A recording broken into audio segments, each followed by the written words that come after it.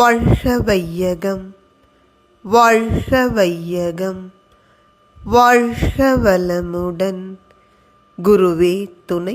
அனைவருக்கும் இனிய காலை வணக்கம். மகாகவி பாரதியின் சுயசரிதை பார்த்து கொண்டிருக்கிறோம். வேறு தேயத்து எவர் எது செய்யினும் வீழ்ச்சி பெற்ற இப்பாரத நாட்டினில் ஊரழிந்து பிணமென வாழும் இவ்வூனம் நீக்க விரும்பும் இளையர்தாம் கூறும் எந்த துயர்கள் விளையினும் கோடி மக்கள் பழி வந்து சூழினும் நீருபட்ட இப்பாழ்செயல் மட்டினும் நெஞ்சத்தாலும் நினைப்பது ஒழிகவே. மற்ற தேசங்களில் வாழ்கின்ற மக்கள் யாரும் எதை வேண்டுமானாலும் செய்துவிட்டு போகட்டும். ஆனால் வீழ்ச்சி பெற்றிருக்கின்ற இந்த இந்திய தேசத்தில் உணர்வு இழந்து சவத்தை போல மக்கள் வாழுகின்ற இழிநிலையை போக்க நினைக்கின்ற இளைஞர்கள்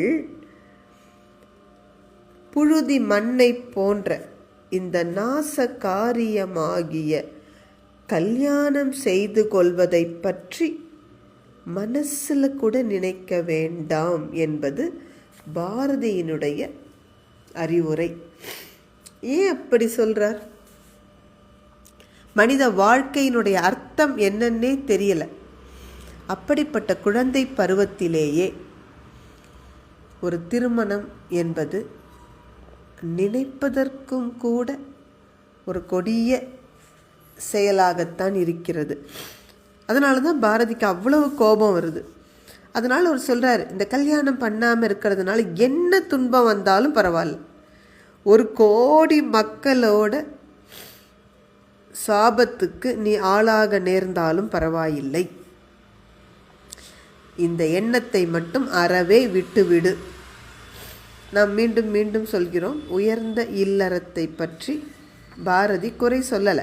ஏன்னா போன கவிதையில் அவரே சொல்லிட்டார், தேவர்கள் அமுதை சாப்பிடுவதாக நினைத்து கொண்டு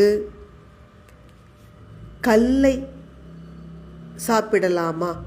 அதுபோல் நான் உயர்ந்த இல்லறம் நடத்துவேன் என்று நம்பிக்கொண்டு இந்த குழந்தை கல்யாணத்திற்கு யாரும் சம்மதம் தெரிவிக்கலாகாது.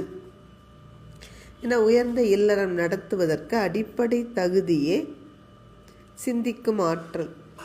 அது வருவதற்கு முன்பே இளம் குழந்தைகளை திருமணம் என்ற பந்தத்தில் பிணைப்பதை பாரதியால் கொஞ்சமும் சகித்து கொள்ளவே முடியவில்லை. தொடர்ந்து சிந்திப்போம். அனைவருக்கும் நன்றி. வாழ்க வளமுடன்.